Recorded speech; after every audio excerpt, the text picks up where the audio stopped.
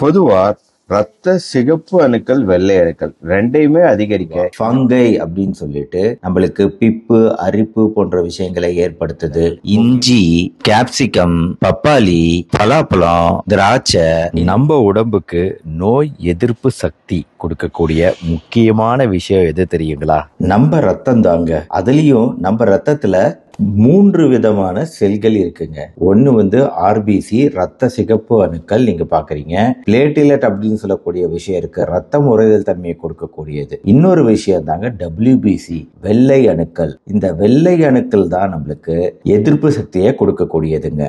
இந்த 3 விஷயங்களும் எதுக்குள்ள இருக்கு அப்படின்னு பாத்தீங்கன்னா, இந்த மஞ்சள் நிறத்துல இருக்கக்கூடிய பிளாஸ்மா அப்படிங்கிற அந்த திரவத்துக்குள்ளார இந்த 3 செல்களும் இருக்கு. அதுலயும் இன்னொரு முக்கியமான விஷயம் என்னன்னா, சிகப்பு அணுக்கள்னா அது ஒரு டைப் தான், பிளேட்லெட் அப்படின்னா அது ஒரு டைப் தான். ஆனா வெள்ளை அணுக்கள் அப்படின்னு எடுத்துக்கிட்டீங்கன்னா அது 5 டைப்பா இருக்குங்க. அதாவது மோனோசைட் அப்படின்னு ஒரு டைப்பு, லிம்போசைட் அப்படின்னு இன்னொரு டைப்பு, ஈசினோஃபில் அப்படிங்கிறது ஒரு வெள்ளை அணு தான், நியூட்ரோஃபில் அப்படிங்கிறது வெள்ளை அணு தான், பேசோஃபில் அப்படிங்கிறது வெள்ளை அணு தான். ஆக 5 விதமான செல்கள் வெள்ளை அணுக்கள் நம்ம உடம்புல இருக்குங்க. இந்த 5 வகையான செல்களும் நம்ம உடம்ப 7 வகையான அரக்கர்கள் கிட்ட இருந்து பாதுகாக்குது. அதாவது பாரசைட் அப்படின்னு சொல்லக்கூடிய சில வகையான புழுக்கள், புரோட்டோசோவா, மலேரியா போன்ற நோயை ஏற்படுத்தக்கூடிய கிருமி வந்து ஒரு புரோட்டோசோவா, ஃபங்கை அப்படின்னு சொல்லிட்டு நம்மளுக்கு பிப்பு அரிப்பு போன்ற விஷயங்களை ஏற்படுத்துது.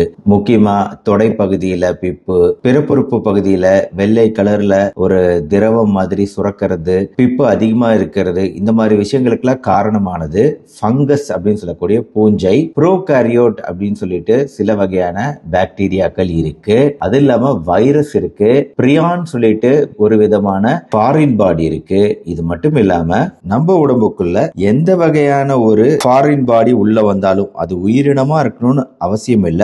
உயிரில்லாத பொருள், உதாரணத்துக்கு அலர்ஜி, டஸ்ட், தூசு, தும்பு, துரும்பு அப்படின்னு சொல்லல, இதெல்லாம் வந்து நம்ம உடம்பால ஏத்துக்க முடியாது. சோ அந்த மாதிரி ஃபாரின் பாடி ஏதாவது உடம்புக்குள்ள வந்தாலும், ஆக இந்த 7 விஷயங்களும் எதிர்த்து போராடக்கூடியதுதான் நம்ம ரத்தத்தில் உள்ள இந்த 5 வெள்ளை அணுக்களோட வேலை. அதனால நம்ம உடம்புல இந்த வெள்ளை அணுக்களை எப்பவுமே சரியான எண்ணிக்கையில வச்சுக்கிறது முக்கியம். ரொம்ப அதிகமா வெள்ளை அணுக்கள் போச்சுன்னா அது வந்து புற்றுநோய்னு சொல்லுவோம், லுக்கீமியா. நம்ம அந்த மாதிரி ஆகக்கூடாது. நம்மளுக்கு வந்து சரியான அளவுல ரத்த வெள்ளை அணுக்கள் இருக்கணும். அந்த சரியான அளவுகள் அப்படிங்கிறது நீங்க இங்க படத்துல பாக்குற மாதிரி இங்க இருக்கக்கூடிய WBC எவ்வளவு இருக்கணும் அப்படின்னா 4.5 to 11,000, 4,500ல இருந்து 11,000 பர் மைக்ரோ லிட்டர் அப்படிங்கிற அளவுல இருந்தா போதும். ஆண் பெண் இருவருக்குமே 4.5ல இருந்து 11,000, அதாவது 4,500 இருந்து 11,000 செல்கள் ஒரு மைக்ரோ லிட்டருக்கு இருந்தால் போதும். அந்த 4,500ல இருந்து 11,000 எண்ணிக்கையில நான் சொன்னேன் இல்லையா, 5 வகையான வெள்ளை அணுக்கள். நியூட்ரோஃபில் இத்தனை சதவிகிதம் இருக்கணும், 40 to 60%. லிம்போசைட் 20 to 40% இருக்கணும். ஈசினோஃபில்ங்கிறது ரொம்ப குறைவா இருந்தா போதும். பேசோஃபில்ங்கிறது அதை விட குறைவா இருந்தா போதும். மோனோசைட்டும் 2 to 8 குறைவா இருந்தா போதும். நம்மளுக்கு தேவையானது நியூட்ரோஃபில், லிம்போசைட்டும் சரியான எண்ணிக்கையில இருக்கணும். ஈசினோஃபில் குறைவா இருக்கணும். சில பேருக்கு ஈசினோஃபில் அதிகமா இருக்கும், அப்படி ஆகக்கூடாது. லுக்கீமியா அப்படின்னு சொல்லிட்டு வெள்ளை அணுக்களோட எண்ணிக்கையும் இங்க பாத்தீங்கன்னா அதிகமாயிடுச்சு. இது நார்மல் பிளட், இது வெள்ளை அணுக்கள் அதிகமா இருக்கக்கூடிய பிளட், அது லுக்கீமியா. அப்படி லுக்கீமியா வந்துச்சுன்னா அது பிளட் கேன்சர் அப்படின்னு சொல்லுவோம், ரத்த புற்றுநோய். அதனால நம்மளுக்கு வெள்ளை அணுக்கள் 4,500ல இருந்து 11,000 அப்படிங்கிற எண்ணிக்கைக்குள்ள இருந்தா போதும். வெள்ளை அணுக்களை அதிகரிக்க என்ன செய்யலாம் டாக்டர் அப்படின்னு என்கிட்ட ஒரு நேர் ஒரு டவுட் கேட்டிருந்தாரு. நீங்க கரெக்டான அளவுல வச்சுக்கிறது முக்கியம். 4,500க்கு குறைவா இருக்கு அப்படின்னா சில உணவுகள் உங்களுக்கு ஹெல்ப் பண்ணும். ஃபர்ஸ்ட் விஷயம் தயிர். தயிர்ல உடலுக்கு தேவையான கால்சியம் இருக்கு. ஜீரண மண்டலத்துல குடல்ல ஏற்படக்கூடிய பாதிப்புகளை தயிர் தடுக்குது. கேன்சர் மற்றும் தொற்று நோய்களை தவிர்க்கும் ஆற்றல் இந்த தயிருக்கு உள்ளது. இதுல வெள்ளை அணுக்களை உற்பத்தி செய்வதற்கு உதவியாக விளங்கும் ஒரு குறிப்பிட்ட புரதச்சத்து அதிகமா இருக்கு தயிர்ல. அதனால தயிர் தான் நம்மளோட நம்பர் 1 சாய்ஸ் வெள்ளை அணுக்களை அதிகரிக்க. அடுத்ததுங்க, சிவப்பு, ஆரஞ்சு, மஞ்சள் நிறத்துல வறுக்கக்கூடிய பழங்கள், காய்கறிகள் எல்லாமே நம்மளுக்கு நல்லதுங்க. இந்த லிஸ்ட்ல என்னென்ன இருக்கு பாருங்க.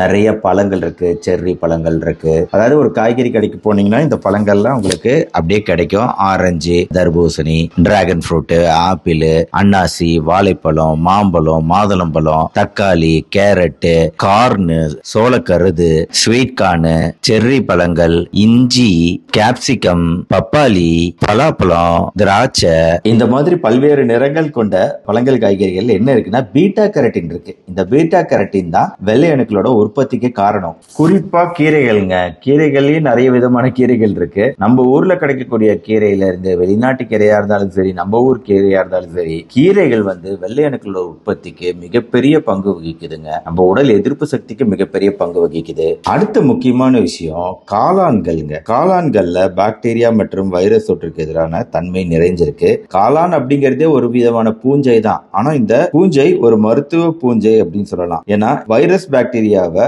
தடுக்கக்கூடிய ஆற்றல், சளி பிடிக்காம குளிர்காலத்துல எளிதில் சளி பிடிக்காம தடுக்கக்கூடிய ஆற்றல் இந்த சாப்பிடக்கூடிய காளான்களுக்கு உண்டு. இதுல ஆயிஸ்டர் காளான், பட்டர் காளான், பிரவுன் காளான் அப்படின்னு பல வகையான காளான் இருக்கு. இந்த காளான் மிளகு வெங்காயத்தோட எண்ணெயில வதக்கி சாப்பிடுறது அப்படிங்கிறது நம்ம ரத்த வெள்ளை அணுக்களோட உற்பத்திக்கு ரொம்ப ரொம்ப நல்லதுங்க. அடுத்தது இறைச்சி. இறைச்சியில ஜிங்க் சத்து போன்ற விஷயங்களும் அதிகமா இருக்கு. புரோட்டீன் சத்துக்கள் அதிகமா இருக்கு. அதனாலதான் நான்வெஜ் ஒரு வகையில நம்மளுக்கு ரொம்ப முக்கியமான உணவுன்னு ஏன் சொல்றோம்னா, உடல் எதிர்ப்பு சக்தியை அதிகரிக்கக்கூடிய ஆற்றல், அதில் இருக்கக்கூடிய புரதச்சத்து, ஜிங்க் சத்து மற்றும் பல்வேறு சத்துக்கள் இருப்பதால் உண்டு. ஆனா வெஜிடேரியன் சாப்பிட்றவங்க யாரும் வருத்தப்பட தேவையில்லை. ஏன்னா இப்பதான் நான் காளான் பத்தி பேசினேன். காளான் சாப்பிடுறீங்க அப்படின்னா நான்வெஜ் சாப்பிடணுங்கிற அவசியம் கூட கிடையாது. நான்வெஜ் சாப்பிடலன்னா பரவாயில்லைங்க. ஆனா என்னை பொறுத்த வரைக்கும் முட்டை அப்படிங்கறது நம்ம தவிர்க்க கூடாதுங்க. அதுல இல்லாத சத்துக்களே கிடையாது. தினசரி 1 அல்லது 2 அவித்த முட்டை, பாயில்ட் எக் சாப்பிடுறது எல்லாருக்குமே ரொம்ப அவசியமான தேவைங்க இந்த காலத்துல.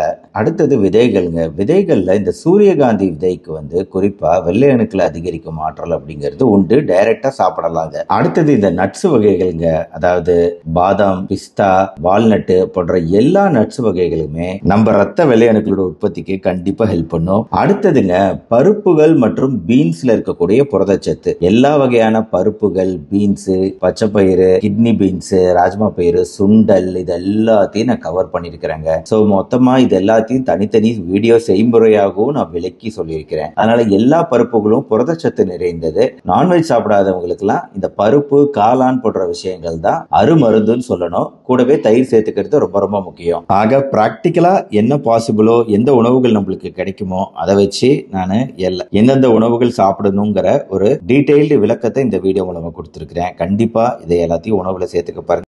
நம்ம உடலோட மொத்த உடல் எடையில 7 to 8% மனித உடல் எடையில ரத்தம் தாங்க மெயின்.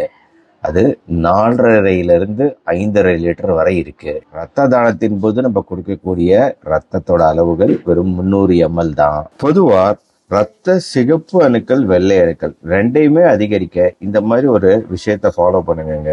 பேரிச்சம்பழம், சிகப்பு அணுக்களுக்கு இது ரொம்ப நல்லது. முருங்கைக்கீரை வாரம் 2 முறை, பீட்ரூட் ஜூஸ் தினமும் 100 ml, சுண்டக்காய் வாரம் 2 முறை, முளைக்கட்டிய சுண்டல், பாசிப்பயிறு வாரம் 4 முறை, கருப்பட்டி, வெள்ளம், நாட்டு சர்க்கரை இது தேவைக்கேத்தாப்புல, அதாவது 5 கிராம் தான்.